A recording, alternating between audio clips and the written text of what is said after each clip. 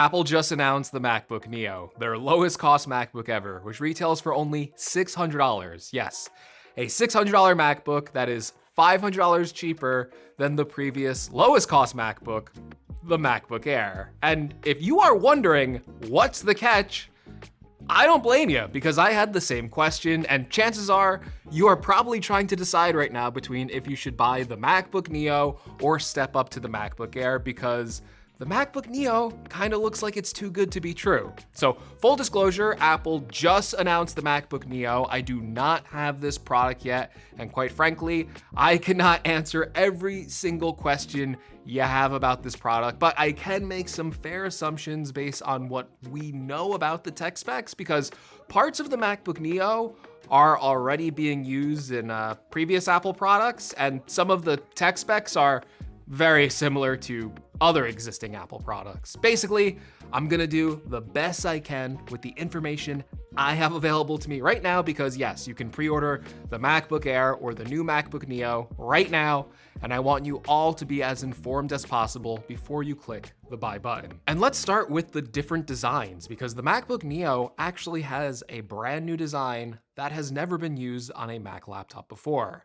And this is not the traditional way that Apple usually does a budget product. The iPhone 17e, the Apple Watch SE, the standard iPad are all basically older designs that have gotten cheaper over time, but the MacBook Neo isn't. First of all, compared to the Air, the Neo has a slightly thicker body, but less width and depth overall, meaning that the physical footprint is actually smaller than the Air, and because it weighs the same 2.7 pounds as the Air, it actually is kind of the more portable option. The Neo also has exposed speaker grills on each side, and to my knowledge, this is the first time a MacBook has had side-firing speakers, which I'll talk about the differences between that and the MacBook Air speakers a little bit later.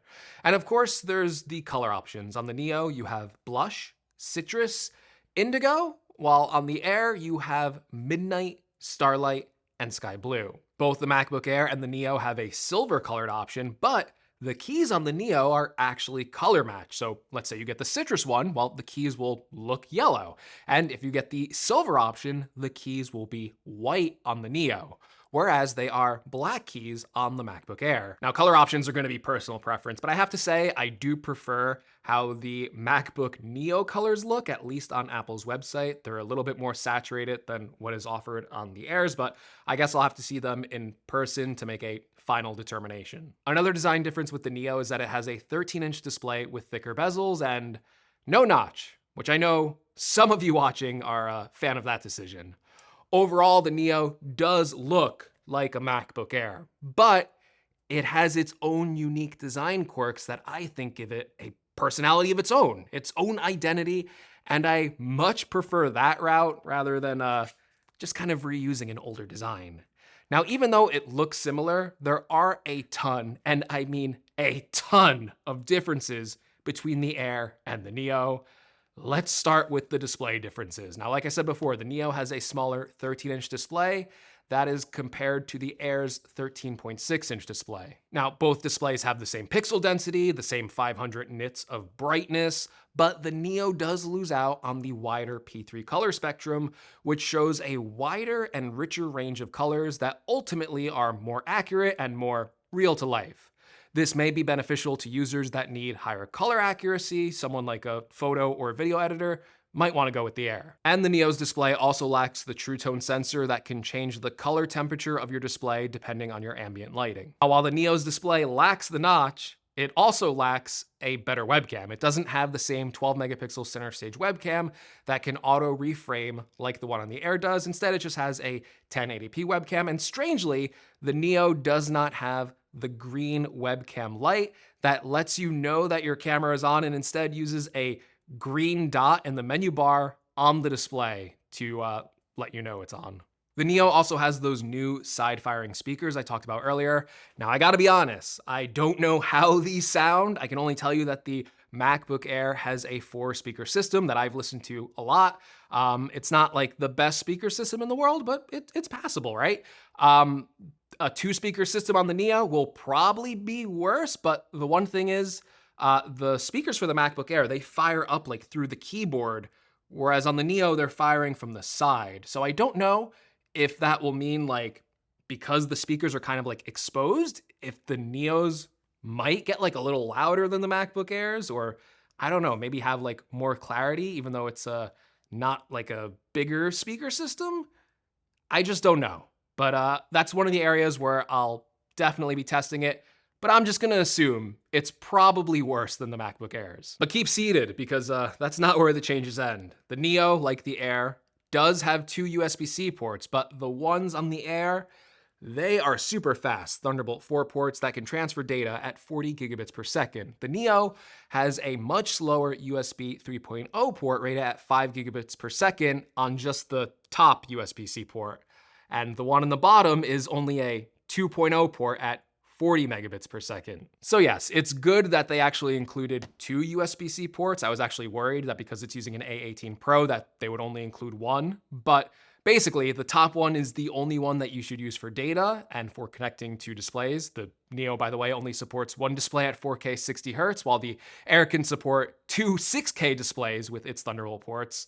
Oh, and also the Neo is incompatible with the Studio display because it doesn't support Thunderbolt. And basically the bottom port for the Neo is basically where you'll most likely want to charge the Neo, because the Neo also lacks the MagSafe magnetic charging port. I mean, you can charge on either USB-C port. I'm just saying, like, reserve the top one for transferring data or connecting to a display because it is faster. Now, you'll probably be happy to know that yes, the Neo does have a headphone jack, but it is not a high impedance headphone jack like the one on the MacBook Airs. Not really sure how much that makes a difference. I know I certainly can't tell the difference when I connect headphones to the MacBook Air, but it is a difference. Now, one area where you will see a difference clearly is with the keyboard, because you might not be able to see it at night at all, because the Neo does not have a backlit keyboard, while of course the one on the MacBook Air does. And the trackpads are actually different on both as well, because the Neo has a mechanical trackpad that does not have the Force Touch sensors like they are on the MacBook Air, which is completely haptic and pressure sensitive. Also, another quirk with the keyboard is that the $599 version of the Neo does not have Apple's Touch ID sensor embedded in the keyboard. And this is unique to that lower cost model. If you spend $100 more to upgrade the Neo, you'll get 512 gigabytes of storage, and you'll also get that same Touch ID sensor built right into the keyboard, just like it is on the MacBook Air. Also, despite the slightly thicker design on the Neo spec page, you'll notice that it has a smaller battery, and it actually has a lower 16-hour battery life compared to the Air's 18 hours. This actually surprised me, because I figured because it was using an iPhone chip, it would have better battery life, considering it's like a much lower powered chip. But yeah, they really reduced the battery capacity to actually make the battery life worse than the MacBook Airs. But again, 16 hours versus 18 hours, not too big of a difference. It should still have some pretty good battery life. Now, this isn't confirmed, but it's very likely that the SSD storage in the MacBook Neo is also going to be slower than the MacBook Airs. The MacBook Air is also going to come with better Wi-Fi. It has the latest Apple N1 chip, which comes with Wi-Fi 7. Now, the big story here is that the Neo has an A18 Pro chip, which is the chip they used in the iPhone 16 Pro. This is the first Mac ever to be sold with an iPhone chip. So many of you are wondering, is an iPhone chip powerful enough to power a Mac? And while I stress that I have not personally tested this yet, you can take whatever I say with a grain of salt. If we look at cross-platform benchmarks comparing the existing A18 Pro and the iPhone 16 Pro, you can see that the performance of that chip in single-core performance is in between the scores of an M3 and an M4 chip, which is actually pretty impressive. For multi-core CPU performance, it's about the same as an M1 chip, and for GPU performance, we don't have the whole story because this version of the A18 Pro chip uses a 5-core GPU, but the one that came with the 16 Pro had a 6-core GPU. But if we look at the A18 chip, which does have a 5-core GPU, we can probably expect the performance to be similar, so that would mean it's higher than the M1 chip, but below the M2 chip.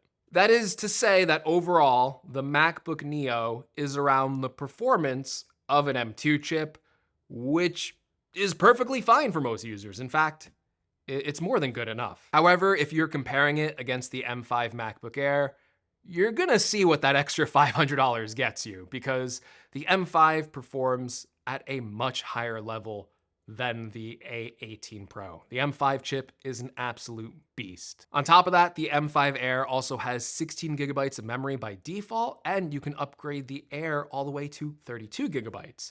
It also starts with 512 gigabytes of storage, which can be upgraded all the way up to 4 terabytes. On the Neo, you just have two options, the 256 gigabyte base option or the 512 gigabyte option, and those both come with just 8 gigabytes of memory. So forget CPU speeds, GPU speeds, and all that other stuff. I think the memory is probably the real bottleneck here for the more demanding users, but that also doesn't mean it's not going to perform well for the audience that this Mac is intended for. Don't forget, MacBook Airs all the way up to the M3 generation, like this one, started at just 8 gigabytes of memory, and it ran macOS just fine. The problem is, if you are a user that needs more performance, and again, this is going to be very subjective to everyone's workflows, but I would say if you are a user that is planning to use their Mac for higher end tasks, let's say long form 4K video editing with projects that are above 10 minutes in length, editing large batches of photos, doing 3D development, I don't know, playing a few games on your Mac or something like that. You know, there's a lot of different things you could do on a Mac that are more demanding. If that sounds like something you're into, you'll probably want to opt for the MacBook Air. But if you're someone using your Mac for web browsing, video calls, office apps, email, even lighter forms of video and photo editing, then expect the MacBook Neo to handle all of those needs. I really think the performance is going to surprise people. I really think you're gonna be able to push this machine a lot farther than you think for $600. So Neo or Air, which one should you pick? Well, let's not overcomplicate things. I think the Neo is where you should start out, then start looking at your budget and start looking at the compromises I listed to see if there are any deal breakers. If you have the budget for a MacBook Air and you need something like the ability to connect 2 external displays or a faster Thunderbolt port or backlit keys, or you need more than 512 gigabytes of storage and more than 8 gigabytes of memory, well, the Neo, even though it's a great deal, it just isn't for you. You shouldn't buy it, and you should buy the MacBook Air. But the same rules also apply. If you don't need those features, and you're someone that's only going to use their laptop as a laptop, you never plan on connecting it to external displays, you don't need a lot of storage, you're just using it to maybe edit family photos or shorter videos for YouTube or TikTok, and you're just someone that's on a budget that can't afford the MacBook Air anyway, but you have an older laptop that sucks, whether that's a Windows laptop or an old Intel MacBook, then yes, the MacBook Neo is the one you should buy. And it's especially a good choice for students with the special $500 education pricing, and it is the lowest cost MacBook that we have ever seen. It is a machine that's not made for the highest performance. It is not for that, but if you need higher performance, that is why the MacBook Air and the MacBook Pro still exists. If you're trying to decide between the $600 version of the Neo with 256 gigabytes and the $700 version, I think I would try and get the $700 version if you can afford it. I think Touch ID is a big feature to have,